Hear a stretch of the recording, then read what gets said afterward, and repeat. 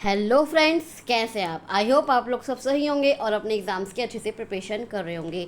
मैं आपके होस्ट और दोस्त मेरे यूट्यूब चैनल प्रगति की पर आपका बहुत बहुत स्वागत करती हूं। Welcome to all of you. आज मैं आप लोग के लाई हूं एक नोटिफिकेशन। जी हाँ, उत्तराखंड लोक सेवा आयोग की तरफ से कुछ वैकेंसीज़ पर पोस्ट निकली है जो मैं आपके लिए लाई हूँ। तो इसका जो विज्ञापन प्रकाशित हुआ था वो हुआ था आपका 14 अक्टूबर। 14 अक्टूबर मतलब कल ये वैकेंसी जारी हुई है, रिलीज़ हुई है 14 अक्टूबर 2023। और ये कब तक आप एप्लीकेशन फॉर्म सबमिट कर सकते हैं, ये आप एप्लीकेशन फॉर्म सबमिट कर सकते हैं 3 नवंबर 2023। जी हाँ, 3 नवंबर 2023 तक रात को 12 बजे तक आप ये एप्लीकेशन फॉर्म सबमिट कर सकते हैं। अब कौन सी पोस्ट पे है, तो ये है आपका उत्तराखंड सम्मिलित राज्य कनिष्ठ अभियंता सेवा परीक्षा 2023। उत्तराखंड सम्मिलित राज्य कनिष्ठ अभियंता सेवा परीक्षा 2023 की ये परीक्षा है। इस पोस्ट पे ये वैकेंसी निकली है।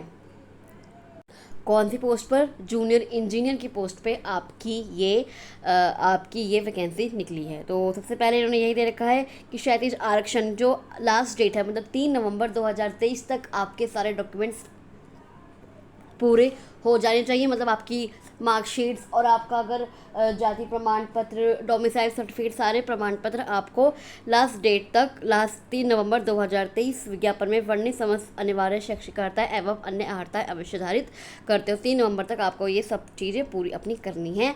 और जो रिज़ल्ट डिक्लेरेशन डेट है वो जब आप जो मार्कशीट में रिज़ल्ट डिक्लेरेशन डेट होगी, जब आप पास आउट हुए होंगे, वही डेट आपकी मानी जाएगी। विज्ञापन के अनुसार वांछित अर्हताओं की पुष्टि न होने पर अभ्यर्थी का अभ्यर्थना निरस्त कर दिया जाएगा, जिसकी जिम्मेदारी पूर्णतः अभ्यर्थी की ही होगी।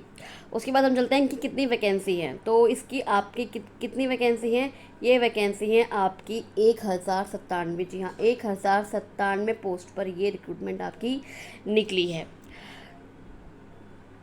तो सबसे पहले कौन सा डिपार्टमेंट है? इसमें सबसे पहले डिपार्टमेंट का नाम दे रखा है ग्रामीण निर्माण विभाग की। ये ग्रामीण निर्माण विभाग का डिपार्टमेंट है। और सबसे पहले है कनिष्ठ अभियंता सिविल, जिसकी आपकी सैलरी होगी 44,900 से 1,42,400 और ये लेवल 7 की जॉब है। और इसमें कितनी पोस्ट हैं? इसमें 187 पोस्ट हैं।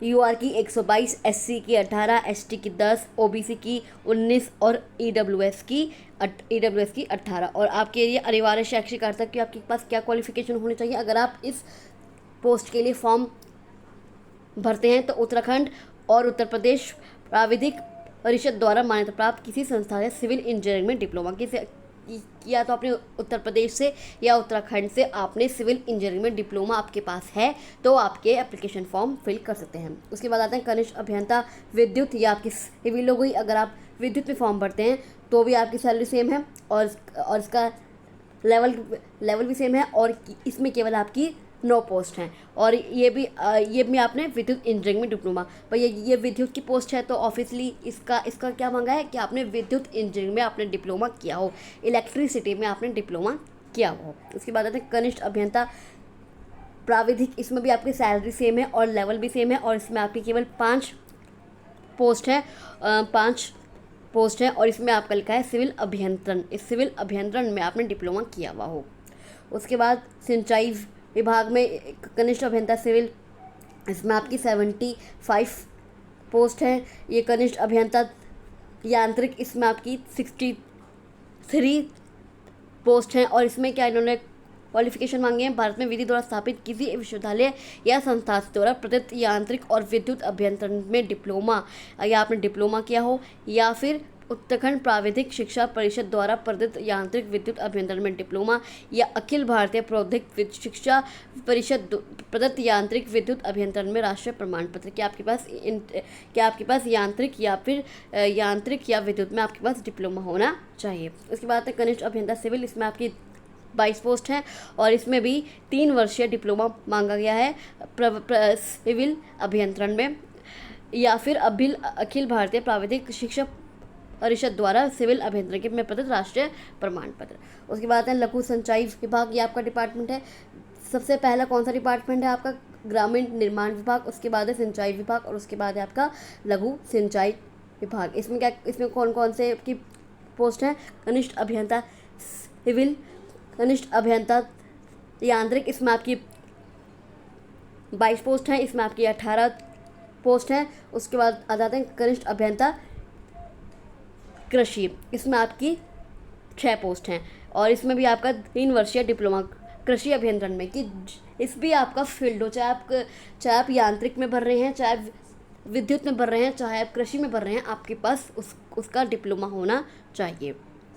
उसके बाद आते हैं पंचायती राज विभाग, इसमें भी कनिष्ठ अभियंता सिविल, इसमें आपकी 41 पोस्ट है और इसमें क्या क्या दिया गया है कि आपने डिप्लोमा प्राप्त किया हो रुड़की विश्वविद्यालय, कि आपने इनमें से किसी में डिप्लोमा प्राप्त किया हो, रुड़की विश्वविद्यालय या डिबेट इंजीनियरिंग स्कूल लखनऊ, या फिर सिविल इंजीनियरिंग कॉलेज लखनऊ, या अलीगढ़ इंजीनियरिंग कॉलेज, या पूना इंजीनियरिंग कॉलेज, या उड़ीसा इंजीनियरिंग कॉलेज, या MG टेक्निकल इंस्टीट्यूट, या फिर राज्य सरकार द्वारा मान्यता प्राप्त किसी अन्य संस्था या राज्य के प्राविधिक शिक्षा परिषद द्वारा दिया गया सिविल इंजीनियरिंग में डिप्लोमा, यह आपने किया हुआ हो। उसके बाद आता है पेयजल एवं स्वच्छता विभाग जल संस्थान, इसमें भी आपकी सैलरी सेम है, लेवल सेम है। जो भी आप जिस भी पोस्ट पे आप फॉर्म भरते हैं उसका लेवल और सैलरी सेम ही है, बस आपने ये देखना है कि आपने क्या पढ़ाई की हुई है। इसमें आपकी 79 पोस्ट हैं, शासन द्वारा मान्यता प्राप्त संस्था या विश्वविद्यालय से सिविल इंजीनियरिंग में 3 वर्ष का डिप्लोमा किया हो, वे बिल्कुल सेम है। उसके बाद आता है पेयजल एवं स्वच्छता विभाग पेयजल निगम, इसके भी आपकी देख रहे हैं सैलरी सेम है, लेवल भी सेम है। इसमें आपकी 50 पोस्ट है, किसी मान्यता प्राप्त या भारतीय विधि द्वारा स्थापित विश्वविद्यालय या दिया गया सिविल इंजीनियरिंग में 3 वर्षीय डिप्लोमा। अगर 3 वर्ष का डिप्लोमा होना चाहिए आपको, चाहे कृषि में हो, चाहे इंजीनियरिंग में हो, चाहे विद्युत में हो, चाहे यांत्रिक में हो। इसमें आपकी कनिष्ठ अभियंता विद्युत यांत्रिक, इसमें आपकी 12 पोस्ट हैं, कनिष्ठ अभियंता सिविल इसमें आपकी 210 पोस्ट हैं और कनिष्ठ अभियंता प्राविधिक इसमें आपकी 16 पोस्ट हैं। उसके बाद आता है लोक निर्माण विभाग में, फिर है ऊर्जा विभाग, फिर है आवास विभाग, फिर है कृषि एवं कृषक कल्याण विभाग, फिर है शहरी विकास विभाग, उत्तराखंड अक्षय ऊर्जा विकास अभिकरण उरेडा, फिर power transmission corporation of Uttarakhand limited, फिर है उत्तराखंड जल विद्युत निगम लिमिटेड UJVNL, इसमें 15-10 पोस्ट हैं आपकी। फिर है तो कुल मिला के कितनी है आपकी 1097, कितनी टोटल वैकेंसी है 1097 पोस्ट पे आपकी ये वैकेंसी रिलीज़ हुई है। अब आपको ये देखना है कि आपने कौन सी पढ़ाई की हुई है, उसके हिसाब से आपको किस पोस्ट पर अप्लाई करना है। उसके बाद आते हैं कि आपको इसका उसके बाद आते हैं उसके बाद उन्होंने रखा है कि जिन्होंने 10th या 12th, एक ज़रूरी बात कि 10th और 12th अगर आपने उत्तराखंड के किसी स्कूल संस्थान से आपने उसकी शिक्षा प्राप्त की है तो ही आप ये फॉर्म अप्लाई कर सकते हैं। तो ऐसा साफ साफ लिखा हुआ है कि जिसने अपनी हाई स्कूल एवं इंटरमीडिएट या उसके समकक्ष स्तर की शिक्षा उत्तराखंड राज्य में स्थित मान्यता प्राप्त संस्थानों से उत्तीर्ण की हो। लेकिन अगर आपके पेरेंट्स मान लो आप बाहर जॉब कर रहे हैं, उत्तराखंड से बाहर जॉब कर रहे हैं, लेकिन आपके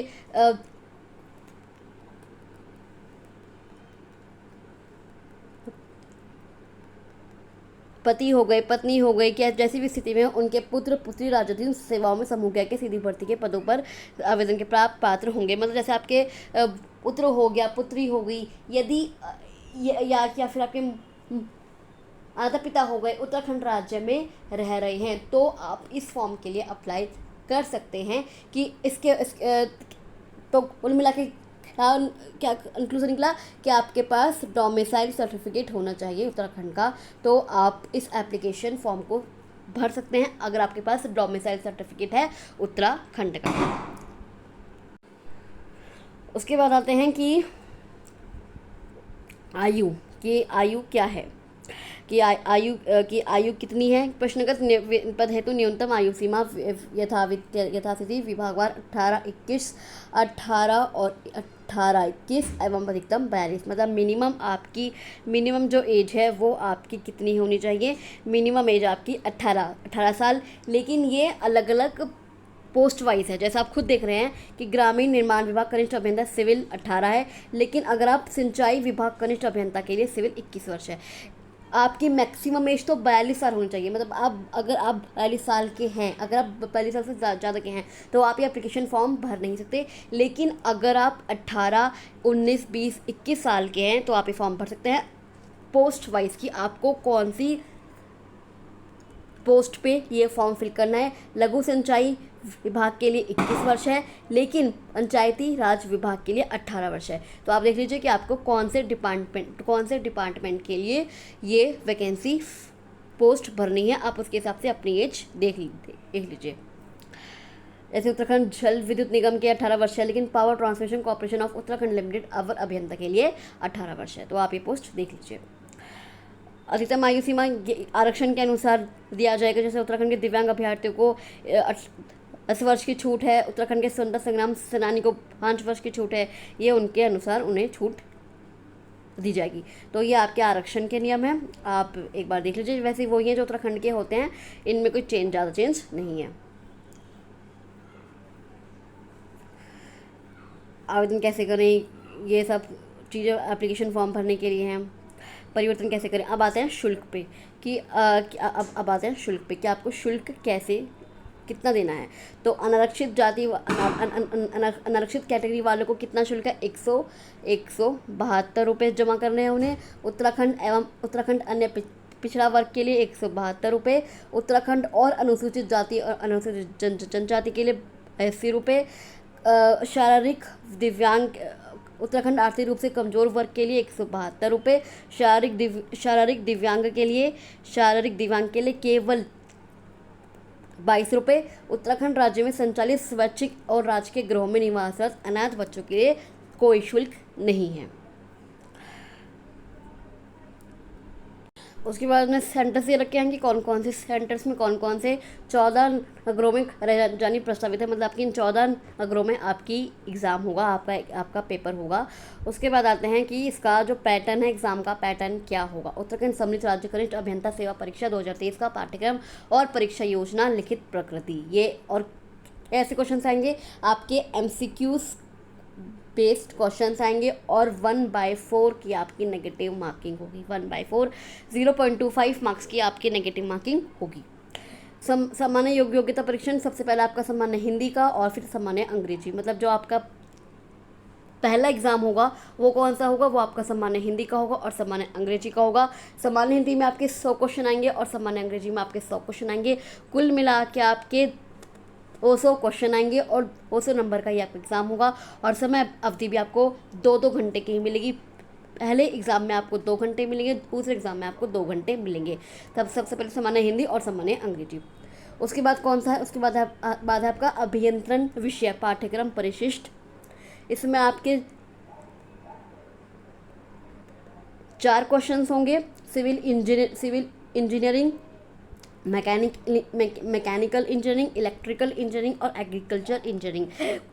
कुल प्रश्नों की संख्या कितनी होगी, 180 प्रश्न आपके आएंगे। और कितने नंबर के आएंगे, 360। मतलब एक क्वेश्चन आपका 2 नंबर का होगा। 360 नंबर का ये पेपर होगा। एक पेपर आपका 360 होगा। और हर एग्ज़ाम को करने के लिए आपको 3-3 घंटे मिलेंगे। हर पेपर को करने के लिए आपको 3-3 घंटे मिलेंगे। तो लिखित परीक्षा कितने अंकों की होगी, कुल आपके 920 अंकों की आपकी परीक्षा होगी। कितने अंकों की, 920 अंकों की आपकी परीक्षा होगी। तो सामान्य हिंदी एवं सामान्य अंग्रेजी का पाठ्यक्रम अभी मैं आपको बताने वाली हूँ। और वैकल्पिक विषय, मतलब जैसे आपको सिविल, मैकेनिकल, इलेक्ट्रिकल और एग्रीकल्चर, इन चारों में से किसी एक में तो आप एप्लीकेशन फॉर्म फिल करेंगे, किसी एक में आप एप्लीकेशन फॉर्म फिल करेंगे। तो उनका जो सिलेबस है वो अलग अलग दिया गया है। लेकिन हिंदी और इंग्लिश का सिलेबस सबके लिए समान ही है। अब आते हैं कि लिखित परीक्षा, अब आते हैं सामान्य हिंदी की। सामान्य हिंदी में आपके कौन कौन से टॉपिक्स आने वाले हैं। तो वर्ण संरचना, वर्तनी और विश्लेषण, शब्द रचना, शब्द भेद, रिक्त स्थानों में उपयुक्त शब्दों का प्रयोग, वाक्य रचना, वाक्य शोधन, शब्द शुद्धिकरण, लोकोक्ति एवं मुहावरे, ये टॉपिक्स आपके आने वाले हैं हिंदी में। उसके अलावा 8 रेखांकित शब्दों और वाक्यों के अर्थ, उपयुक्त शीर्षक का चयन। तो पत्र आपको मैंने बताया कि 1 नंबर का आपका क्वेश्चन होगा, और जो प्रश्न पत्र का स्वरूप मतलब आपको जो क्वेश्चन पेपर होगा वो कौन से लेवल का होगा, वो होगा आपके 10th लेवल का। 10th लेवल का आपका पेपर आएगा हिंदी का। उसके बाद आते हैं, अब आप इंग्लिश में दे रखा है कि इंग्लिश में आपके कौन कौन से टॉपिक्स आएंगे। इंग्लिश में आपके कंप्रेंशन आएगा, use of articles, use of correct prepositions, one word substitution, synonyms, antonyms, filling of blanks with appropriate words, verbs, active passive voice, direct indirect narrations, correct spelling, tenses, reordering, items and phrases, conjunctions, homonyms, ये आपके आएंगे। उसके बाद आते हैं civil engineering की। Civil engineering में आपका कौन कौन से टॉपिक्स आएंगे, strength of materials and theory of structures, soil, ये है आपका section B, soil mechanics and foundation engineering, ये पेपर 1 का, ये सेक्शन 1 है, ये सेक्शन बी है। Building materials and construction, water supply and sanitation for public holding, civil engineering diploma course, water resources engineering, उसमें आपका ये पेपर 2 है। इसमें आपका फिर आपका मैकेनिकल इंजीनियरिंग, अगर आप मैकेनिकल का एग्ज़ाम फॉर्म भरते हैं, एप्लीकेशन फॉर्म भरते हैं, तो कौन कौन से टॉपिक्स हैं, forces, slider, crank mechanism of solids, ये सेक्शन बी है आपका। Rail science, design and estimating, industrial engineering, फिर आप मैकेनिकल इंजीनियरिंग डिप्लोमा लेवल, ये डिप्लोमा लेवल का है। Thermal engineering, boilers, refrigeration and air conditioning, hydraulics and hydraulic machines, manufacturing process, machine tool, ये आपके सिलेबस हैं, आप देख लीजिए। इलेक्ट्रिकल इंजीनियरिंग में कौन कौन से इलेक्ट्रिकल इंस्ट्रूमेंट्स एंड मेजरमेंट्स है, और फिर आपका इलेक्ट्रिकल इंजीनियरिंग डिप्लोमा लेवल का है। Installation and maintenance of electrical, फिर आपका एग्रीकल्चर इंजीनियरिंग सेक्शन है। Post harvest technology, agriculture engineering diploma level, ये सेक्शन है। Soil and water construction and land, या ये आपका कि जो आपको प्रमाण पत्र, भाई आपको प्रमाण पत्र तो आपको देने होंगे जब आपका डॉक्यूमेंट वेरिफिकेशन होगा, जब आप डीवी प्रोसेस के लिए जाएंगे, तो आपको ये सब आपके पास डॉक्यूमेंट्स होने चाहिए। तो ये आरक्षित श्रेणियों के बाद, ये आरक्षित श्रेणियों के लिए, जैसे ये है उत्तराखंड राज्य की अनुसूचित जाति और अनुसूचित जनजाति के लिए जो जाति प्रमाण पत्र है, उसका फॉर्मेट कुछ ऐसा है, आप कुछ ऐसा बनवाएंगे। अन्य पिछड़ा वर्ग के लिए फॉर्मेट कुछ ऐसा है। उसके बाद स्वतंत्रता संग्राम जो सेनानी है उनके ऐसा है। संस्था, ये निष्पक्षता प्रमाण पत्र है। और फिर आपका कौन सा, ये आपके सारे ये उत्तराखंड राज्य प्रमाण पत्र निर्गत करने वाले कार्यालय नाम व पता। ये आर्थिक रूप से कमजोर वर्ग के लिए आय और संपत्ति प्रमाण पत्र, ये आपका इनकम सर्टिफिकेट है आर्थिक रूप से कमजोर वर्ग के लिए। ये आपका न्यूनतम अहंकारी कि आपके क्वालिफाइंग मार्क्स कितने हैं, ये आपका वो प्रमाण पत्र है कि आपको कितने क्वालिफाइंग मार्क्स लाने हैं। तो अनारक्षित और संबंधित उपश्रेणी है, उनको 45% मार्क्स लाने हैं अगर उन्हें एग्जाम में पास होना है। अन्य पिछड़ा वर्ग श्रेणी और संबंधित उपश्रेणी को 40% मार्क्स लाने हैं। आर्थिक रूप से कमजोर वर्ग श्रेणी एवं संबंधित उपश्रेणी को 40%, अनुसूचित जाति श्रेणी और अनुसूचित जनजाति श्रेणी संबंधित उपश्रेणी को 35% मार्क्स लाने हैं इस एग्ज़ाम में पास होने के लिए। तो ये है आपके दिव्यांगजनों के लिए कुछ इंस्ट्रक्शंस दिए गए हैं। ये है certificate regarding physical limitations in axing, जो हैंडीकैप्ड हैं, ये उनके लिए है। Letter of undertaking using on scribe, तो ये आप लोग देख लीजिए। तो चलिए मैं आपसे मिलती हूँ अगली वीडियो में। अगर आपको ये वीडियो अच्छी लगी तो इस वीडियो को लाइक कर दीजिए, शेयर कर दीजिए, और मेरे चैनल को ज़्यादा से ज़्यादा सब्सक्राइब कर दीजिए। अगर आप मेरे वीडियो चैनल पर नए हैं, मेरे यूट्यूब चैनल पर नए हैं, तो इस चैनल को सब्सक्राइब करके ज़रूर जाइएगा, क्योंकि मैं आपके लिए ऐसे ही छोटी छोटी नोटिफिकेशंस छोटी से छोटी नोटिफिकेशंस भी मैं आपके लिए आती रहती हूँ। चाहे कोई भी आपका एप्लीकेशन फॉर्म हो, रिज़ल्ट हो, और स्टडी मटेरियल्स भी मैं आपके लिए लाती रहती हूँ। तो इस चैनल को सब्सक्राइब करके ज़रूर चाहिएगा। अगर आपको कोई कमेंट है, क्वेरी है, डाउट है, तो आप मुझे कमेंट बॉक्स पर कमेंट कर सकते हैं, या मैंने डिस्क्रिप्शन बॉक्स पे अपने टेलीग्राम ग्रुप का लिंक भी दिया हुआ है, आप उस ग्रुप को ज्वाइन कर लीजिए, और आप वहाँ पे मुझसे कोई भी क्वेश्चन, कोई भी डाउट, कोई भी क्वेरी पूछ सकते हैं। मैं आपके हर डाउट, हर क्वेरी, हर क्वेश्चन का जल्दी से जल्दी और अच्छा से अच्छा सोल्यूशन देने की पूरी कोशिश करूँगी। तो चलिए मैं आपसे मिलती हूँ अगली वीडियो में, तब तक के लिए थैंक यू सो मच।